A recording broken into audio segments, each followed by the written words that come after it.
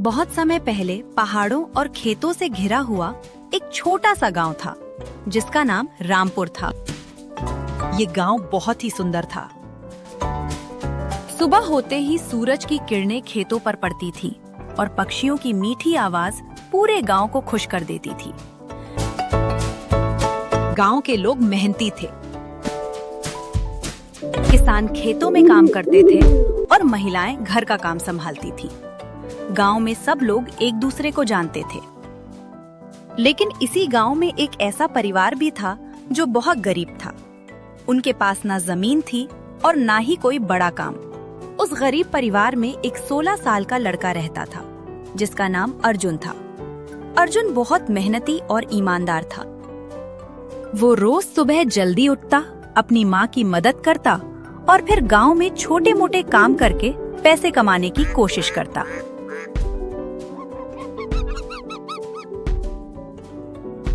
माँ, एक दिन मैं बहुत मेहनत करूंगा और हमारी गरीबी जरूर खत्म करूंगा।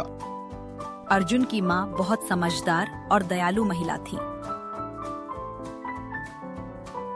बेटा, जिंदगी में मेहनत और ईमानदारी सबसे बड़ी ताकत होती है।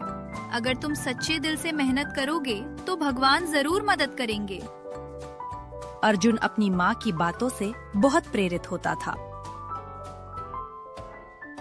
गांव में एक अमीर आदमी भी रहता था जिसका नाम सेठ हरिराम था। उसके पास बहुत पैसा और जमीन थी, लेकिन उसका दिल बहुत छोटा था। वो गरीब लोगों से ज्यादा काम करवाता था, लेकिन पैसे बहुत कम देता था।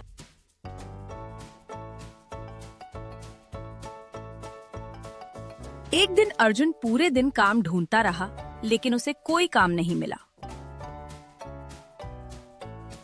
शाम को वह थका हुआ घर लौट रहा था।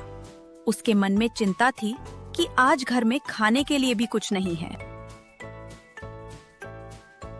घर लौटते समय अर्जुन जंगल के रास्ते से गुजर रहा था। जंगल बहुत शांत था।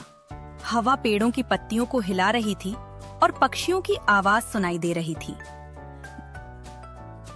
चलते चलते अर्जुन को जंगल के बीच एक बहुत पुराना कुआं दिखाई दिया।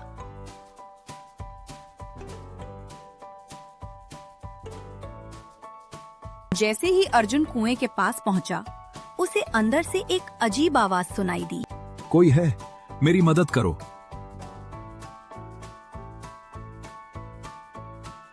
अर्जुन घबरा गया, लेकिन उसने हिम्मत करके कुएं के अंदर झांका। कुएं के अंदर एक बूढ़ा आदमी फंसा हुआ था। बेटा, मुझे बाहर निकालो। अर्जुन ने तुरंत एक रस्सी ढूंढी और बड़ी मेहनत से उस बूढ़े आदमी को बाहर निकाल लिया।